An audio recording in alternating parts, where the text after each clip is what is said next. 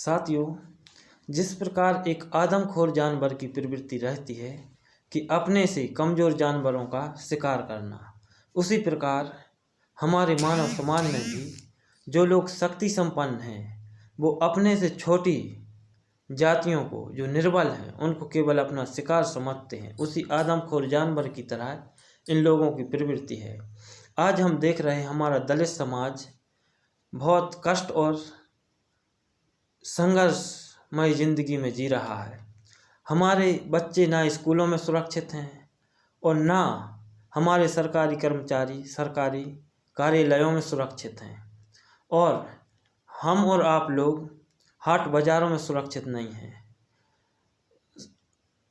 यदि हम लोग अपनी पीड़ा लेकर मंदिरों में जाएं भगवान को सुनाने, तो हम उन मंदिरों में भी सुरक्षित नहीं हैं।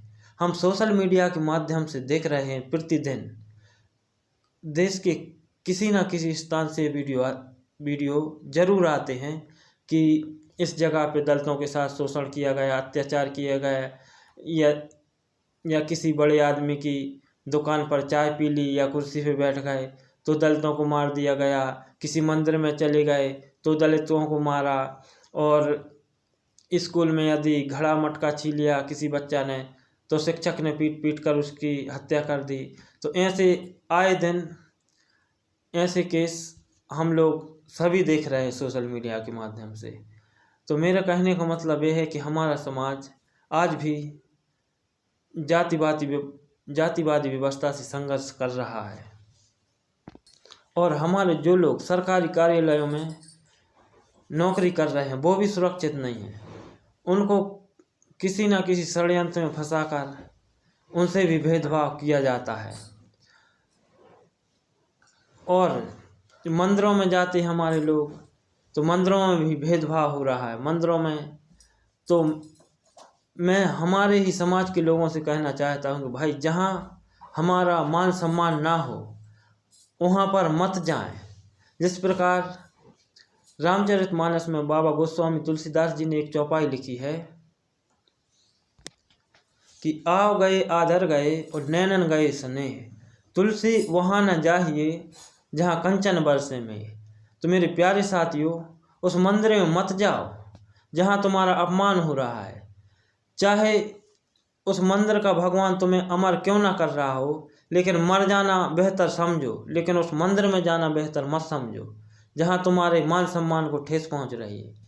और उस दुकान पर मत जाओ जहाँ तुम्हारे सम्मान के साथ खिलवाड़ हो रहा है।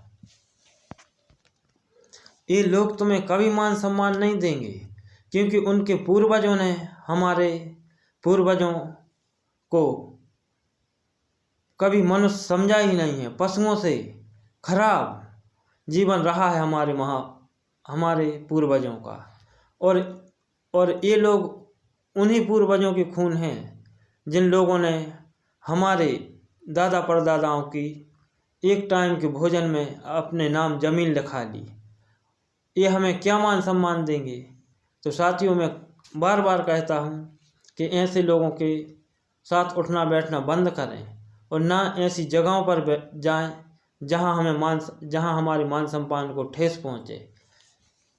लेकिन हमारे ही समाज के कुछ लोग ऐसे हैं, यदि किसी लम्बड़दार जागीरदार का निमंत्रण आ गया तो जाके साले उनके नर्दा के यहाँ बैठ के भोजन करके आते हैं, और अपने आप को दिखाने के लिए भज्जा जयराम जी करने उनके लगा पहुँचते हैं कि भज्जा साहब हमें देख ले में कि फलाना ढकाना आदमी हमारे यहाँ निमंत्रण में आया। तो मैं ऐसे लोगों से कहना चाहता हूँ कि ऐसे मत जाओ, क्यों इन्हीं लोगों के लिए, ऐसे ही लोगों के लिए रामचरितमानस में तुलसीदास जी ने चौपाई लिखी थी, जिसको मैं सही मानता हूँ कि ढोल गमार शूद्र पशु नारी ये ताड़न के हैं अधिकारी। और हमारी माताएं बहनें भी अभी 9 दुर्गा का टैमान दे गुन्ने भर भर के जल चढ़ाने के लिए जाएंगे, लेकिन उनको यह ज्ञान नहीं है कि हम स्वतंत्र कैसे हुए। क्या इन देवी जी ने हमें स्वतंत्रता दी है? लेकिन नहीं, वो तो अपनी श्रद्धा दिखाने के लिए लोटा भर भर जल चढ़ाएंगी, गाना गा गा के जाएंगी, लेकिन अपने इतिहास को नहीं जानेंगी। तो ऐसे ही लोगों के लिए बाबा साहब तुलसीदास जी ने ये चौपाई लिखी है कि ढोल कमार शूद्र पशु नारी ये ताड़न के हैं अधिकारी। जो अपने समाज को नहीं जान रहे, इतिहास को नहीं जान रहे, तो ये ताड़ना के अधिकारी हकीकत में हैं। यदि हमें स्वतंत्रता मिली है और यदि माता के जल चढ़ाने से स्वतंत्रता मिली होती तो हम जरूर मानते, जरूर जल चढ़ाते। और जो माता बहनें जाती हैं, यदि वो जल चढ़ाने से यदि हमारे देश में अत्याचार रुक जाएं, महिलाओं के अपहरण रुक जाएं और बलात्कार रुक जाएं, तो खूब जल चढ़ाएं, अच्छी बात है। लेकिन ऐसा कभी नहीं होगा। अपने इतिहास को भी जानें। तो मैं अपने समाज के लोगों से यही निवेदन करता हूँ कि भाई जहाँ अपने मान सम्मान को ठेस पहुँचे, चाहे वो मंदिर हो, चाहे किसी की दुकान हो या किसी का घर हो, ऐसी जगह मत जाएं जहाँ अपने मान सम्मान ना मिले। धन्यवाद। यदि वीडियो अच्छा लगे तो शेयर करें। नमस्कार।